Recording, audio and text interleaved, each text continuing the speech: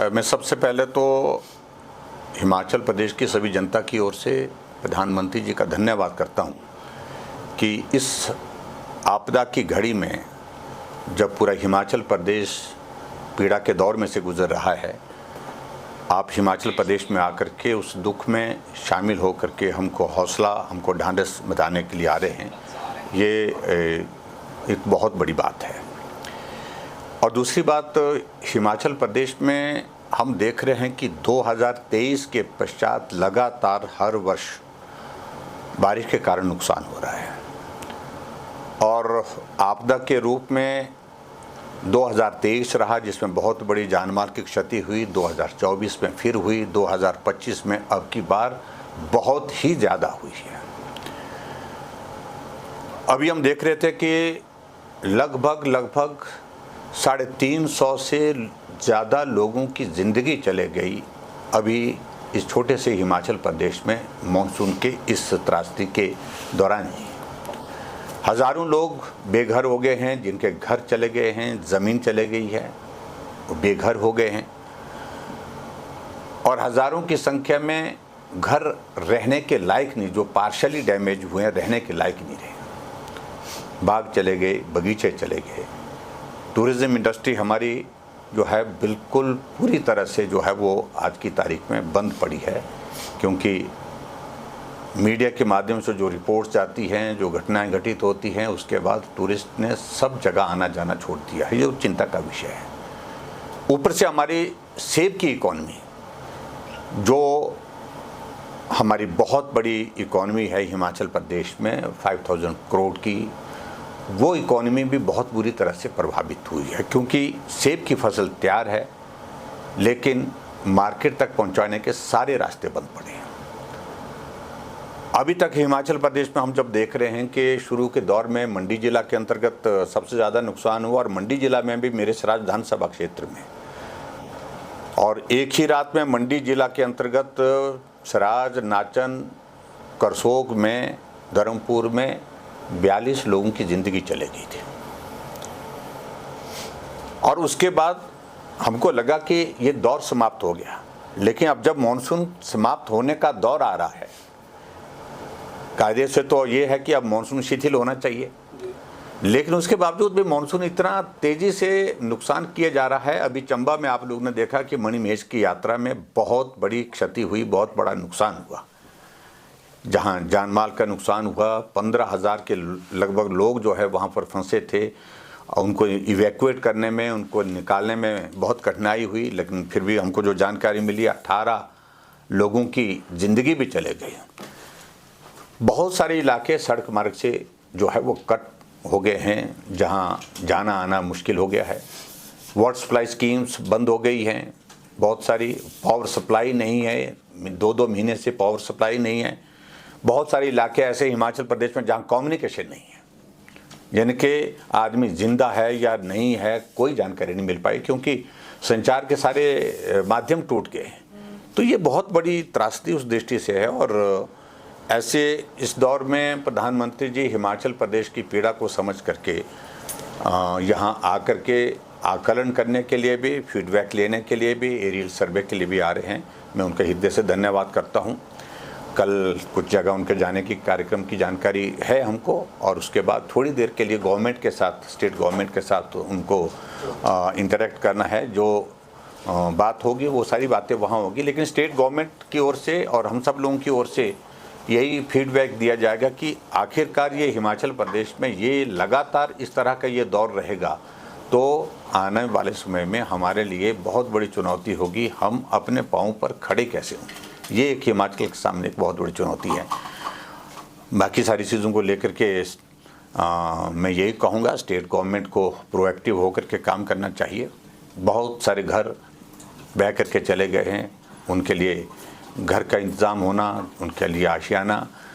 बहुत सारे गांव ऐसे हैं कि गांव के गांव शिफ्ट होकर के दूसरी जगह गए हैं, और बहुत सारे इलाके ऐसे हैं जहां अनाज का संकट हो गया है, राशन नहीं पहुंच पा रहा है, क्योंकि आने जाने के सारे माध्यम जो है वो टूट गए हैं। मैं स्वयं अपने क्षेत्र में भी गया, पिछले कल कुल्लू, परसों में कुल्लू था। कुल्लू के इलाका बहुत बुरी तरह से प्रभावित हुआ है, मनाली पूरी तरह से नेशनल हाईवे डैमेज हुआ है और लाहौल में रास्ता बंद है। जो ऑफ सीजनल वेजिटेबल्स वहाँ पर है वो सड़ रही हैं, मतलब जो बहुत बड़ा आय का जरिया वहाँ पर था। बंजार का इलाका पूरा कटा हुआ है, भरमौर का पांगी का इलाका पूरा कटा हुआ है और शिमला के इलाके में भी अब तो कोई हिमाचल का कोई ज़िला ऐसा बचा नहीं, कोई क्षेत्र ऐसा बचा नहीं जहाँ नुकसान नहीं है। तो बहुत बड़ी क्षति है, बहुत बड़ा नुकसान है।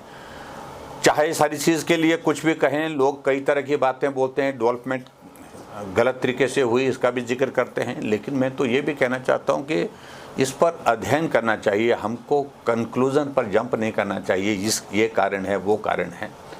जब मेरे घर में, मेरे विधानसभा क्षेत्र में सबसे ज़्यादा नुकसान हुआ है, 32 लोगों की ज़िंदगी वहाँ चले गई, तो बहुत जिम्मेवार लोग जो हिमाचल प्रदेश में सरकार में उनने भाषण दे डाले कि जयराम इसके लिए दोषी है। ये मुझे लगता है कि ये सोच ही बहुत गलत है। आज चंबा में नुकसान है, उसके लिए कौन दोषी है? आज किन्नौर में नुकसान हुआ, उसके लिए कौन दोषी है? आज जाकर के कुल्लू मनाली में नुकसान हुआ, उसके लिए कौन दोषी है?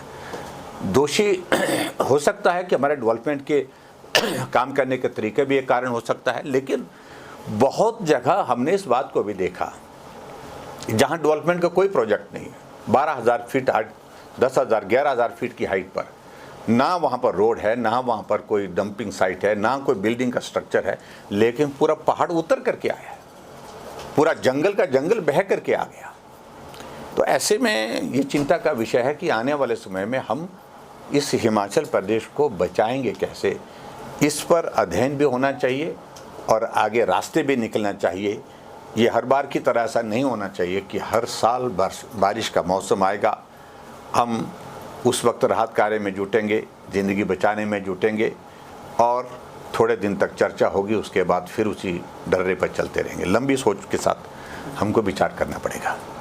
सर, जो सरकार द्वारा ये पहले कहा जा रहा था कि जो है नेता, देखिए मैं समझता हूँ कि इन सारी चीज़ों में, राजनीतिक बातों में नहीं जाना चाहिए, सरकार को काम करना चाहिए। आज हज़ारों की संख्या में लोग बेघर हुए बैठे हैं, आप उनकी चिंता करिए। आज हज़ारों की संख्या में जो है लोग बेघर होने के बाद ज़मीन जायदाद जो उनके पास थी उससे महरूम हुए पड़े, यानी कि वो भी चले गई है, बगीचे चले गए, खेत चले गए, बिजनेस के उनके जो सेंटर थे, अपने कामकाज कारोबार के सेंटर थे, वो चले गए, तबाह हो गए। उस पर सोचना चाहिए। टूरिज़्म इंडस्ट्री तबाह हो गई, हमारे एप्पल का सीज़न पूरा का पूरा तबाह हो गया, जो हिमाचल की इकॉनमी को बहुत बड़ा बूस्ट देता था। तो उस पर सोचना चाहिए, साथ जाना नहीं जाना, क्या करना। हिमाचल प्रदेश का विधानसभा का सत्र हुआ, सत्र में सरकार की ओर से प्रस्ताव लाया कि इसको आपदा राज्य घोषित किया जाए, हमने समर्थन किया। जब हिमाचल प्रदेश में आज की तारीख में पूरे हर विधानसभा क्षेत्र में, हर गांव में नुकसान हो रहा है, तो आपदा राज्य घोषित करने में इसमें कोई कठिनाई नहीं, हमने सहयोग दिया, समर्थन किया। हम दिल्ली में जाकर के सारे सांसद, और मैं विपक्ष के नेता होने के नाते वहाँ दिल्ली जाकर के मिल करके आया। मैं गृह मंत्री जी से हम मिले, सभी सांसद थे साथ में, फाइनेंस मिनिस्टर से मिले, हम नितिन गडकरी जी से मिले और मैं प्राइम मिनिस्टर से मिल करके आया हूँ।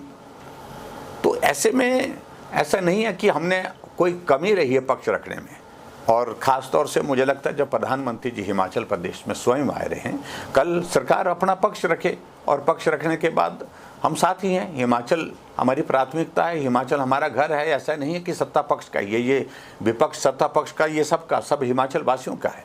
इसलिए यहाँ हम सबको मिल करके इस आपदा में काम करना है। सिर्फ राजनीति कहने के लिए, ये बार बार कहना कि कुछ नहीं मिला, कुछ नहीं मिला। 2023 से अभी तक हिमाचल प्रदेश को 5,000 करोड़ से ज़्यादा की राहत मिल गई है, एनडीआरएफ, एसडीआरएफ दोनों मिला करके डिज़ास्टर में। लेकिन वो पैसा क्या सही उपयोग हो रहा है? क्या वो पैसा सही जगह जहां लगना था, पात्र व्यक्तियों को मिलना था, वहां मिला है क्या? इस पर बहुत सारे प्रश्न हैं। अभी हमने हिमाचल प्रदेश की विधानसभा के अंदर जब पूछा कि 4,500 करोड़ रुपए का पैकेज का अनाउंस किया था मुख्यमंत्री ने 2023 में, लेकिन खर्चा कितना हुआ आपदा के इस दौर में? वो आंकड़ा 300 करोड़ को टच नहीं कर रहा है। तो इसलिए आपदा के दौरान सरकार में मुख्यमंत्री को भी झूठ नहीं बोलना चाहिए, मंत्री को भी झूठ नहीं बोलना चाहिए।